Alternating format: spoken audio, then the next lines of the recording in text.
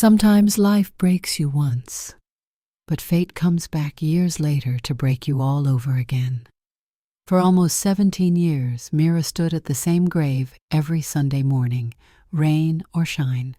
Some people visited cemeteries to pray, some to remember, but Mira came because it was the only place where her heart felt like it still had a pulse. Her son Aidan had been buried beneath a willow tree in Crescent Hill Cemetery, and in all these years, she had never missed a single Sunday. His grave always had fresh flowers, always had her trembling hand brushing the cold stone. His phone number always stayed saved in her contacts. She couldn't delete it. She couldn't even rename it. Losing him once had ruined her life. Losing him again by pressing a single button felt impossible.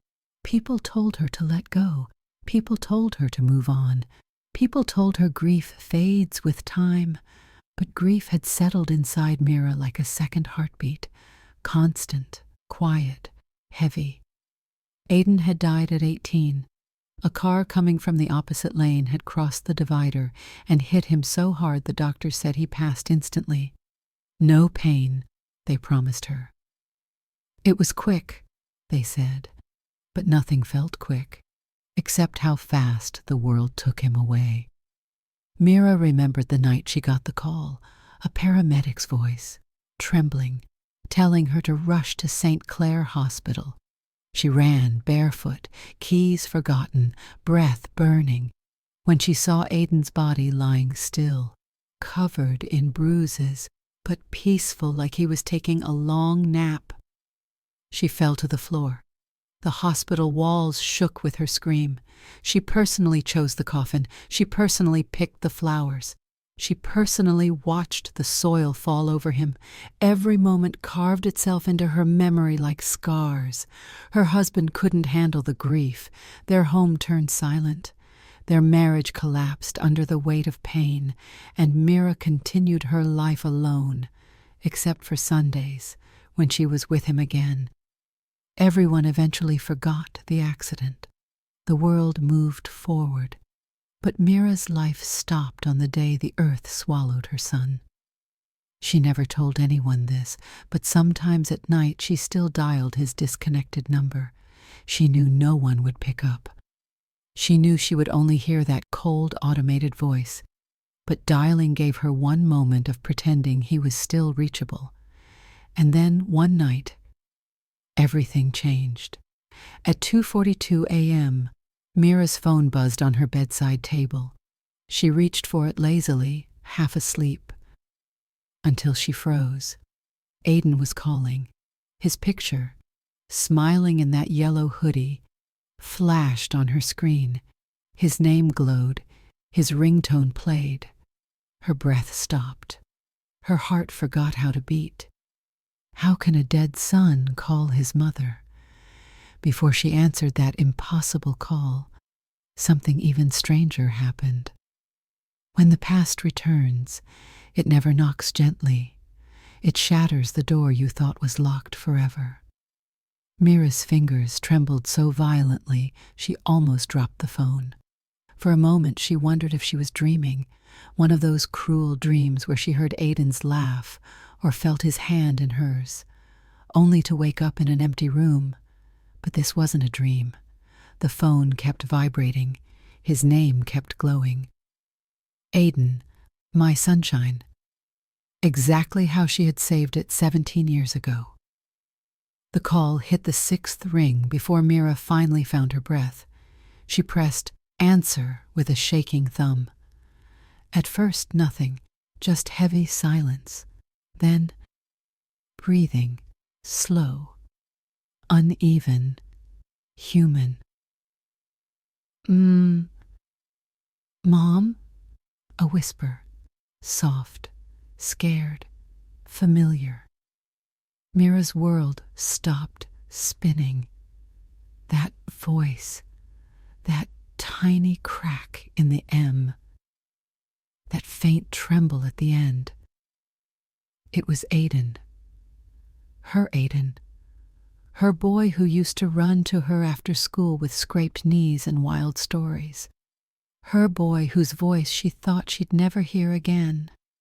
Her knees buckled, and she sat on the edge of the bed, covering her mouth to stop a sob from breaking out. She tried to speak, but her throat locked up. "Mom, where am I?" Aiden whispered again, sounding lost, confused, like a child calling from a dark room. "Why can't I remember how I got here?" Mira felt coldness spread across her skin. This wasn't a prank. This wasn't someone mimicking him. This voice carried memories, tension, rhythm, softness, things no stranger could copy. "Aiden," she finally choked out, her voice barely a breath. "Baby, is that really you?" Silence, then a shaky exhale. I think so," he said. "I don't know what's happening. I remember the accident. I remember the headlights. I remember everything going black. And then suddenly I woke up somewhere else." Mira pressed a hand to her forehead. This couldn't be real. It shouldn't be real. "Tell me where you are," she said, trying to keep her voice steady. "Describe anything, a sign, a window, anything." "I'm inside some kind of building," he whispered. "A hallway, doors, old paint, but everything feels wrong, like it's familiar but not mine." A soft thud came from his end. Maybe he bumped into something. Maybe he fell. Aiden, talk to me." "I'm trying," he said, sounding breathless. "But Mom, people walked right past me, like they didn't see me, like I wasn't solid." A chill shot down Mira's spine. "What do you mean, solid?" she asked. "I don't know," he cried. "I don't understand anything. Mom, please, help me. I feel like I'm stuck somewhere I don't belong." Before she could respond, a door creaked open on his side. Footsteps, another whisper. Not his. And then the call disconnected. The screen went dark. Mira screamed his name into a dead line. But what she discovered the next morning would shake her more than the call itself. Sometimes the truth doesn't knock. It claws its way into your life when you're not ready for it. Mira didn't sleep a single second that night. She sat on the edge of her bed with her phone clutched so tight her knuckles turned white. She kept staring at the last screen she saw. Call disconnected, as if staring long enough would magically reconnect her to her son. Every sound in the house made her jump. Every tick of the clock reminded her that time was moving, but she was stuck in the same breathless moment. When the sun finally rose, Mira grabbed her keys and left the house without brushing her hair or changing her clothes. She drove straight to Crescent Hill Cemetery, the one place she feared and loved the most. The morning air was cold. The fog hung low, curling around the headstones like pale fingers. She walked quickly toward the willow tree where Aiden's grave had been for 17 years. When she reached it, her heart slammed so hard it hurt. The grave looked exactly the same. Same stone, same flower she placed 3 days ago, same untouched soil. Nobody had dug it up. Nobody had disturbed it. No sign of anything unusual. But Mira didn't trust what her eyes told her, not anymore. She knelt, placed her shaking palm on the cold grass and whispered, "Aiden, baby, are you really down there?" Her voice broke. Because if he was down there, how could he call her? She stayed like that for almost an hour, waiting for some sign, some whisper, some impossible miracle. But the grave gave her nothing, only silence. Finally, Mira stood up and forced herself to face the truth she feared. If Aiden wasn't in the grave, then where was he? She got back into her car, hands trembling on the steering wheel. There was only one place she could go. The police station. Someone had to help her. Someone had to take her seriously. But when she walked through the doors and explained everything to the officer at the front desk, he stared at her like she was losing her mind. "Ma'am," he said gently, "that number was disconnected years ago. Phones don't reactivate themselves. Are you sure you didn't dream the call?" Mira slammed her phone on the counter. "Check it! The call log is right there. Look at the time. Look at the duration." "It happened!" The officer leaned forward, sympathy written across his face, the kind people use when talking to someone fragile. "Grief can play tricks," he murmured. "Maybe talk to a counselor." "I don't need a counselor," Mira snapped. "I need someone to help me find my son." A quiet fell across the room. Another officer approached, speaking softly, like calming a frightened animal. Mira felt humiliation burning in her chest. No one believed her. No one was even willing to try. So she grabbed her phone and walked out, swallowing her tears. If the police wouldn't help, if the grave gave no answers, she would search on her own. And she started by doing something she had never dared to do before, calling the disconnected number herself. But this time, it did ring. Once, twice, 3 times. And then an unfamiliar voice answered.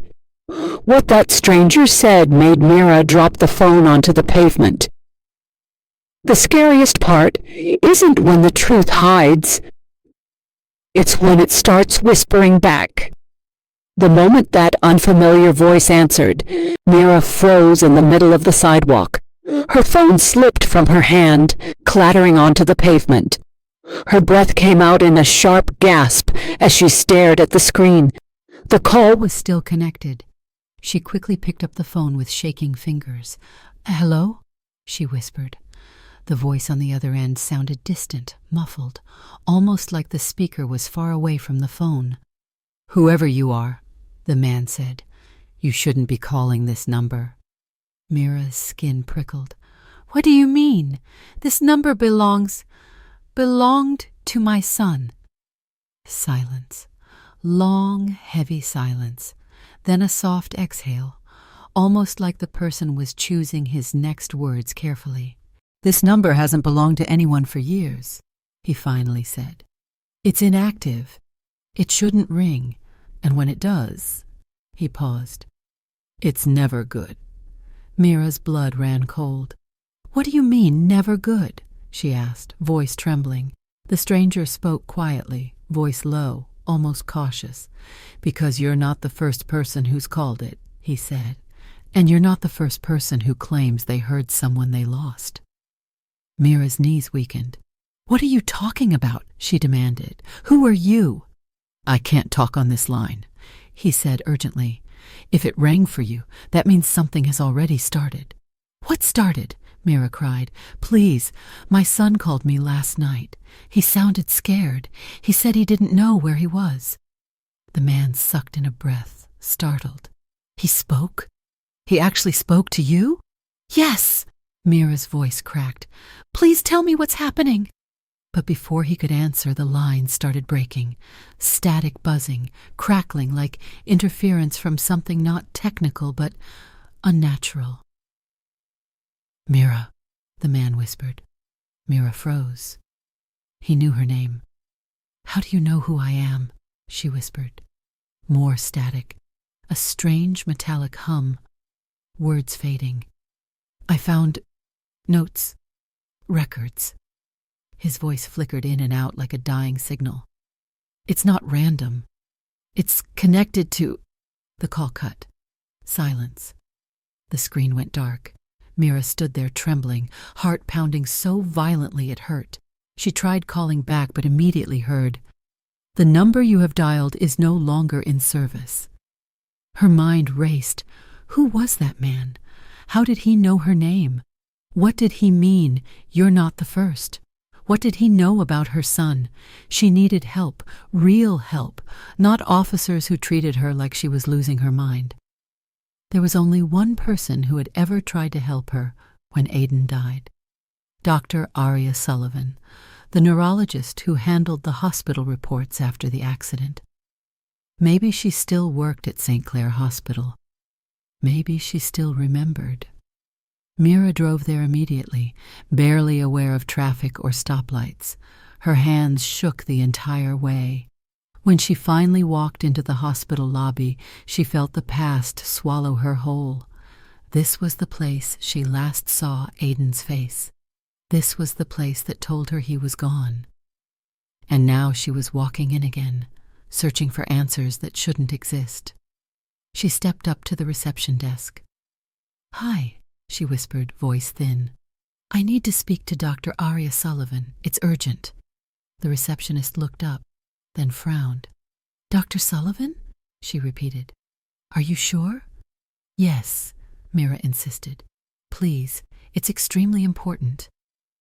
The receptionist hesitated, then said, "Ma'am, Dr. Sullivan hasn't worked here in 15 years. She resigned after a complicated case." A chill shot up Mira's spine, and when the receptionist revealed the name of that complicated case, Mira felt her entire world crack open. Some truths don't explode. They quietly rearrange your entire reality in one breath. The receptionist's expression shifted into something Mira couldn't read, part confusion, part hesitation, part concern. She leaned closer to the desk, lowering her voice like she was revealing something she shouldn't. "Dr. Sullivan left because of a traumatic incident," she said slowly. "A case she could never live with. It haunted her." Mira swallowed, her pulse hammering in her throat. "What case?" she asked, her voice barely holding together. The receptionist checked the computer as if to make sure she wasn't misremembering. "The case of a teenage boy who died in an accident," she said. "A boy named Aidan Rowan."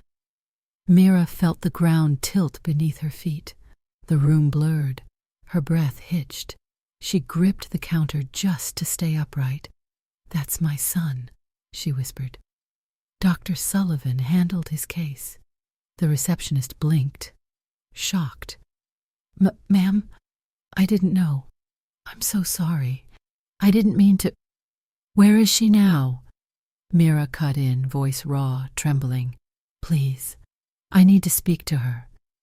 The woman hesitated again, clearly debating whether she should say more. Finally, she scribbled something on a sticky note. "This is the only thing we have on file," she murmured, sliding the note beneath the glass. "An old address. I don't know if she still lives there, but she asked us never to contact her again. She said the case ruined her career." Mira took the note with shaking fingers. Dr. Aria Sullivan, Apartment 12B, Oak Ridge Complex. "Thank you," Mira whispered. She didn't waste another second.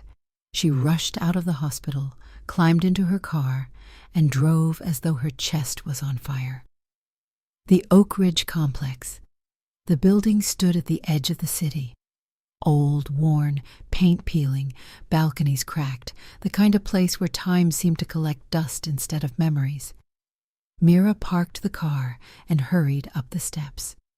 Every part of her wanted to turn back. Every part of her feared what she might learn. But fear didn't matter, not anymore. Aidan needed her. She reached apartment 12B and knocked. No answer. She knocked harder. "Dr. Sullivan, it's Mira Rowan. I need to talk to you, please." Still nothing. Mira tried again, her voice cracking with desperation. "Please, it's about my son." The lock clicked. The door opened an inch.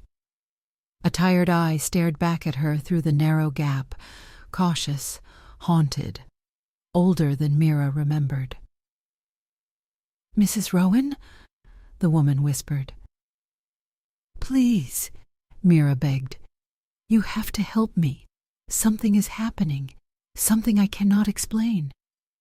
A long silence. Dr. Sullivan finally opened the door wider, revealing a dim apartment filled with stacks of papers, files, and crumpled folders. She gestured for Mira to come in. As soon as Mira stepped inside, she saw something that made her blood run cold. On Dr. Sullivan's wall, pinned, circled, highlighted, was Aiden's photograph. Older, different, aged by years he never got to live. Mira stumbled backward. That photo, she stuttered. Where did you get that? Dr. Sullivan exhaled shakily. That, she whispered, is why I left the hospital. Mira's heart slammed against her ribs. Why?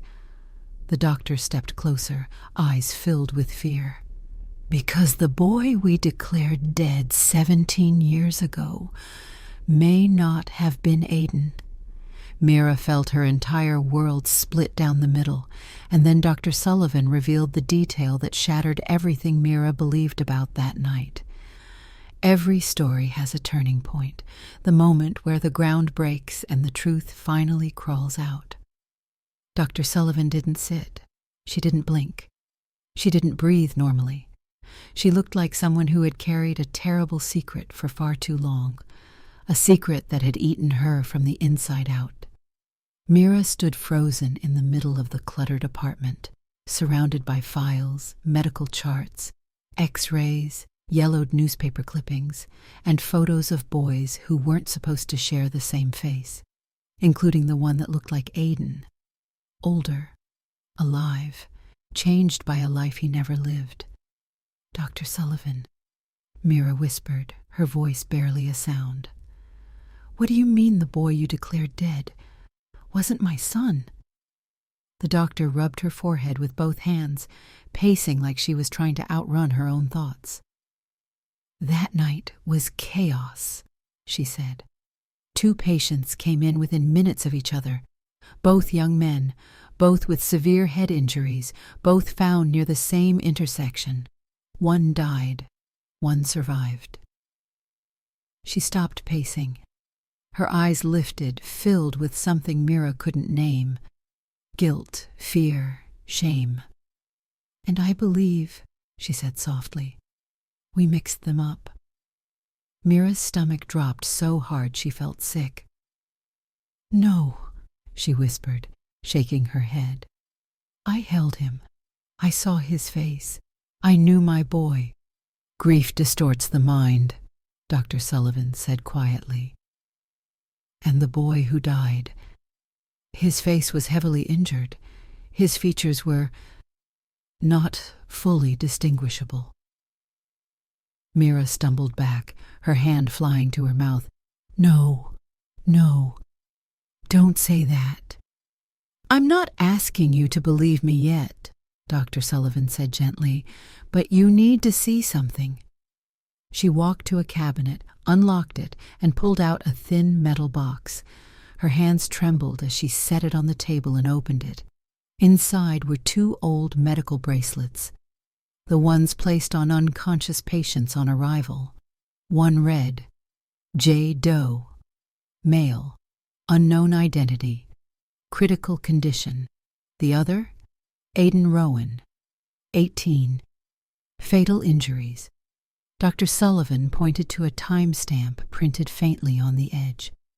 The bracelets were labeled within the same 3-minute window, she said. And I discovered the nurse who labeled them quit the next morning, left town, never returned.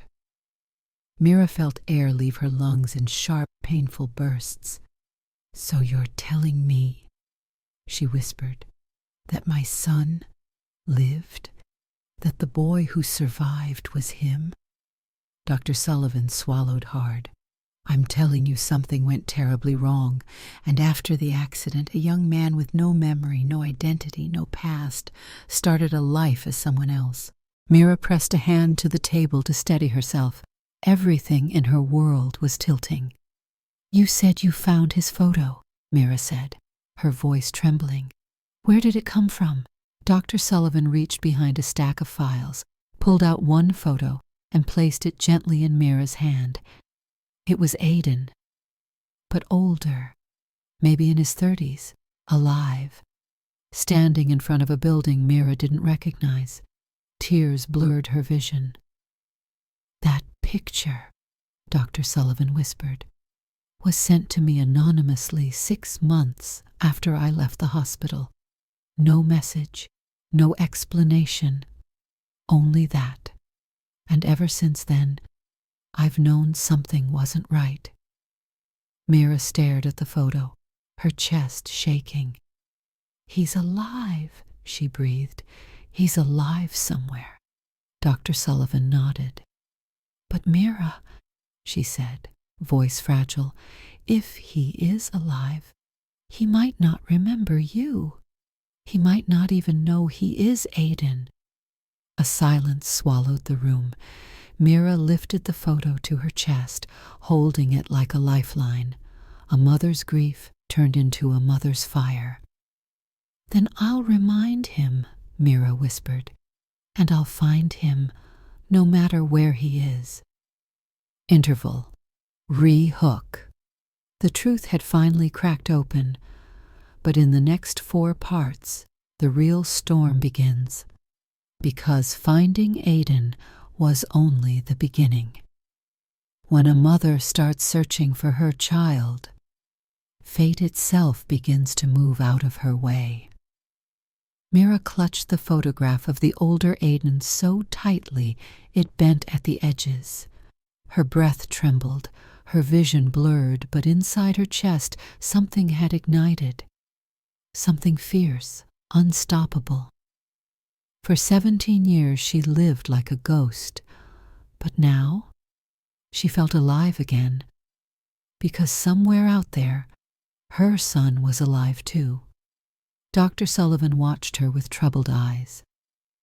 "Mira," she said carefully, "there's more you need to understand before you go looking for him." Mira wiped her face. No more waiting. Tell me everything." The doctor sat down, folding her hands together like she was bracing herself. "After the accident," she began, "the boy who survived had severe memory loss.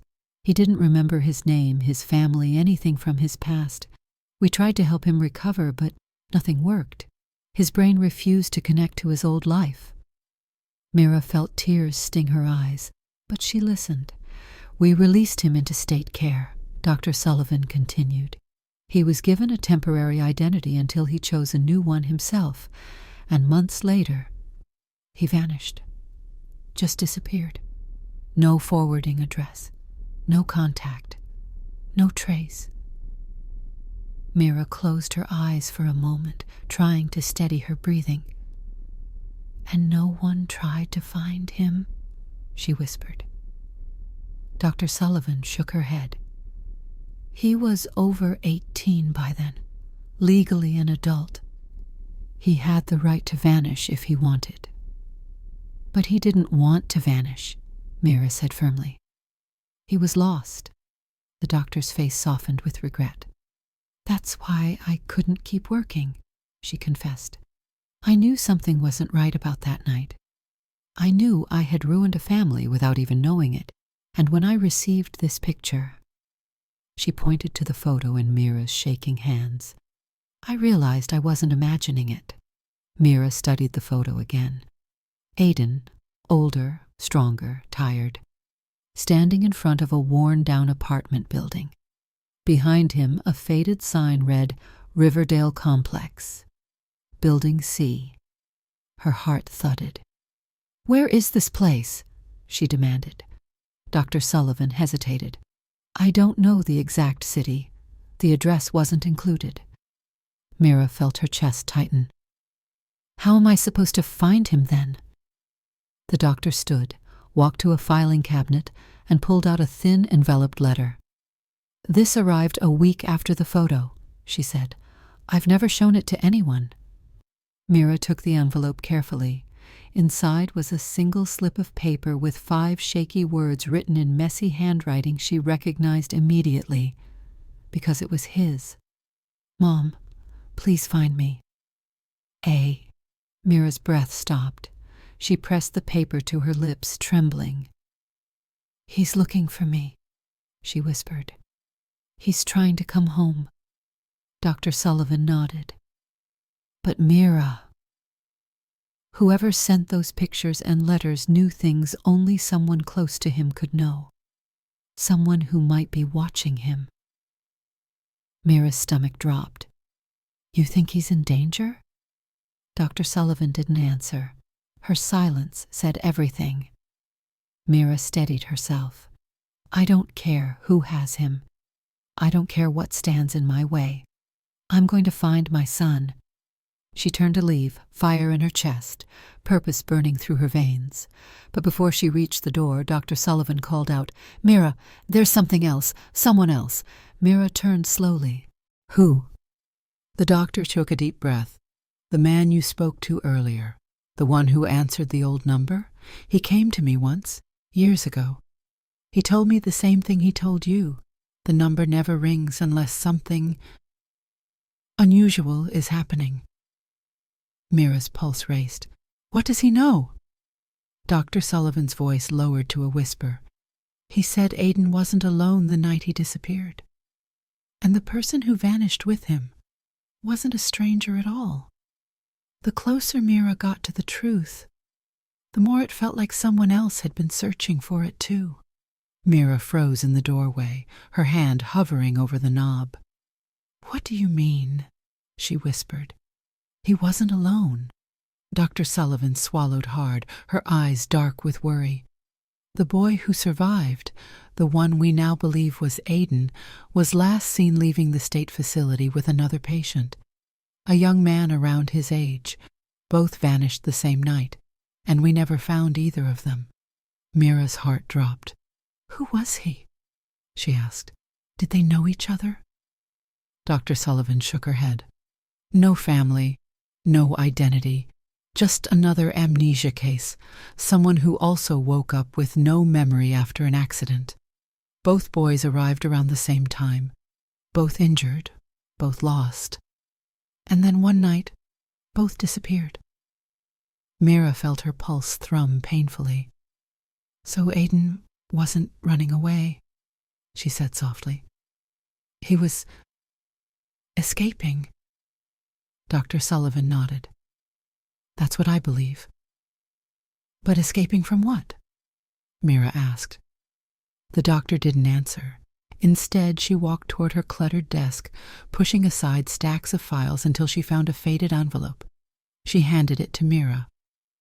"This was mailed to me anonymously 2 years after they disappeared. No return address." Mira opened it quickly. Inside were 2 photographs taken years apart, but both showed the same 2 boys, Aiden and another young man she didn't recognize, standing outside different buildings, different towns, but always together. In one picture, Aiden looked older, maybe mid-20s. In another, maybe early 30s. But the other young man, he looked wary, watching, protective. "They stayed together," Mira whispered. "All those years." Dr. Sullivan nodded. "Who was he?" Mira asked again. The doctor hesitated before speaking. "The staff called him Evan, but that wasn't his real name. He had no ID, no records, no family. He appeared out of nowhere. And the night the facility cameras malfunctioned, Aiden vanished with him." Mira felt her breath catch. "You think Evan knew something?" she said. "I think," Dr. Sullivan replied slowly, "that Evan was running from someone long before Aiden ever woke up in that hospital bed." Mira clutched the 2 photographs tightly. Aiden wasn't just lost. He was being hidden, protected, or hunted. Before she could respond, her phone vibrated suddenly. Unknown number, no caller ID. Her breath froze in her throat. She answered immediately.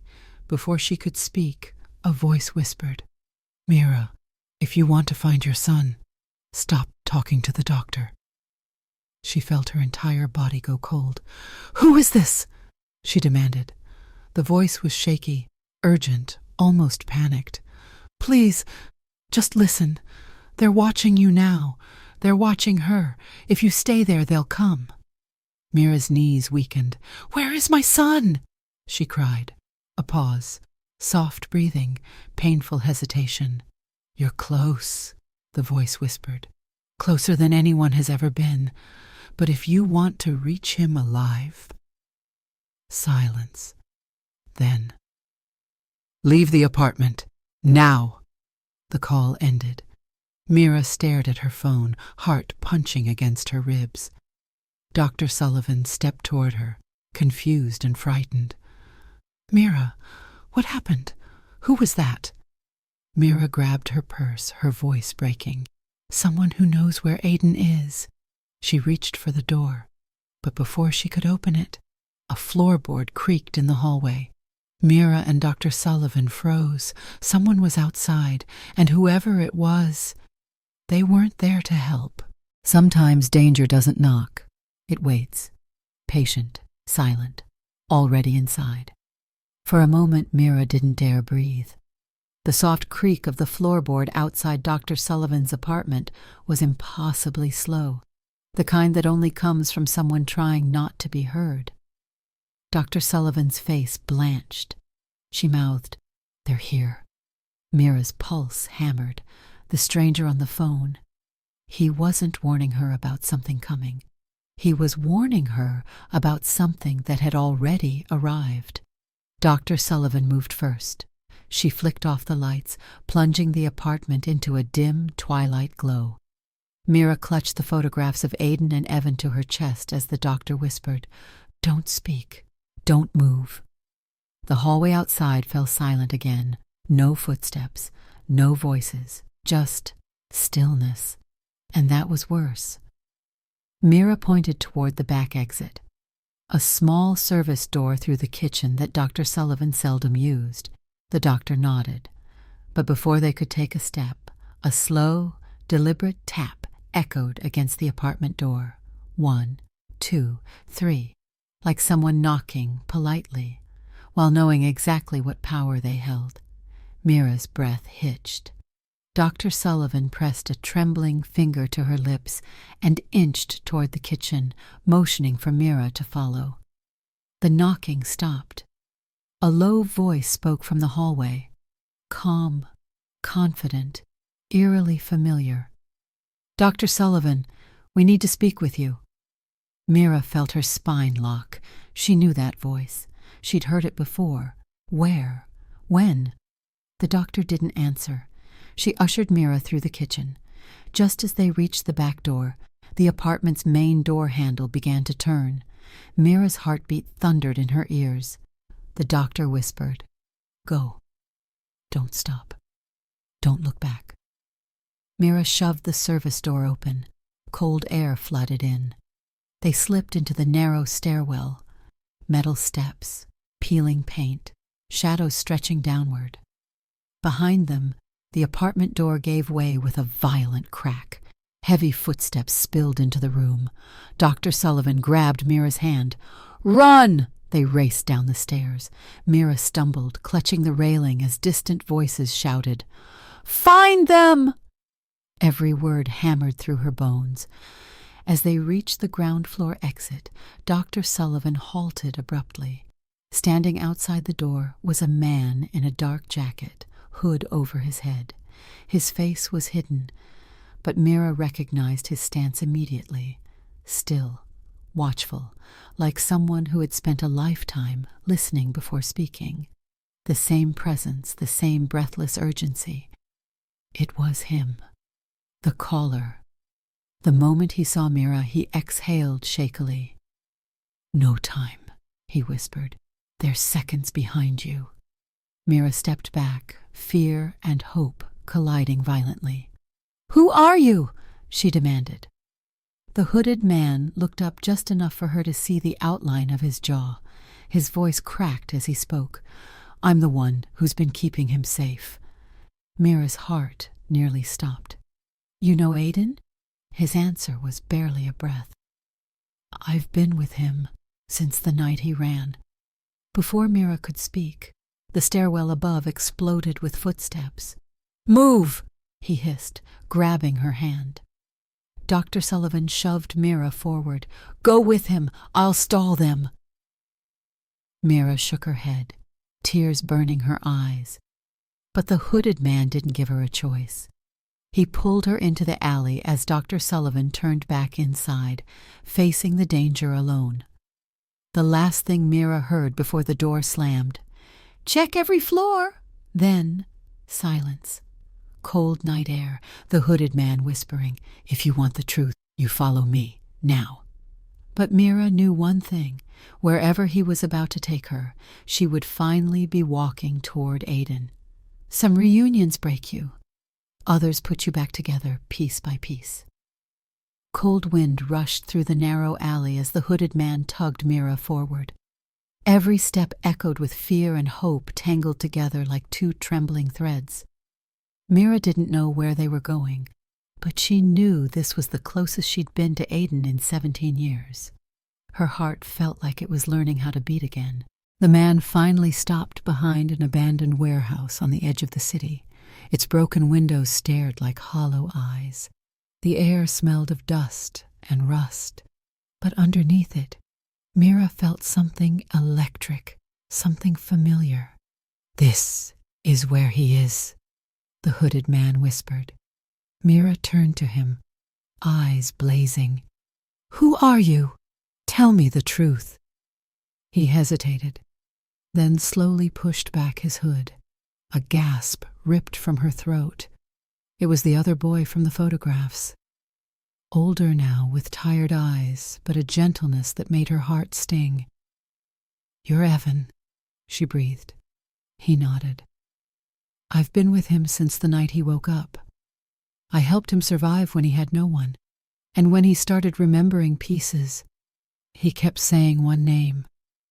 Evan swallowed hard. "Mom." Mira's knees nearly gave out. "Please," she whispered, "take me to him." Evan pushed open the warehouse door. It groaned loudly, the sound swallowing the whole room. Dust swirled through beams of pale light. Mira stepped inside, her breath shaking. And then she saw him, standing near the far wall, back turned, still, like he'd been waiting for years. "Aiden?" Mira whispered. He stiffened, turned slowly, and Mira's world shattered. It was him, older, rougher, haunted. But those eyes, those soft, confused, beautiful eyes, were the same ones she kissed goodnight for 18 years. For a moment, neither moved. Then his lips trembled. "Mom?" Mira broke. She ran, faster than she thought she could, and Aiden stepped forward at the exact same moment. They collided in a desperate, trembling embrace. She grabbed his face, his shoulders, his hair, touching everything she lost, touching everything she thought was buried under a willow tree. He held her like a man who had been drowning for years and had finally found the surface. Mom, I didn't know," he choked out. "I kept seeing flashes, hearing your voice, but I didn't know who I was. I didn't know how to find you." "You found me," she sobbed into his chest. "You called me. You came back." Aiden shook his head. "I thought I died. I thought I disappeared. But then I remembered your hands, your voice, your laugh. I remembered love." Mira pulled him closer, tears soaking his shirt. "You are alive," she whispered through trembling lips. "You are home." Evan stood quietly in the corner, eyes wet, giving them the space they lost for 17 years. Aiden pulled back slightly, cupping her cheeks. "Will you stay?" he asked softly. Mira smiled through tears. "I never stopped." And in that dusty warehouse, under broken beams of morning light, a mother finally held her son again. Not a memory, not a ghost, not a dream, but alive, real, found. If this story touched your heart, if you believe in the power of a mother's love, then like, share, and subscribe so more people can experience stories that remind us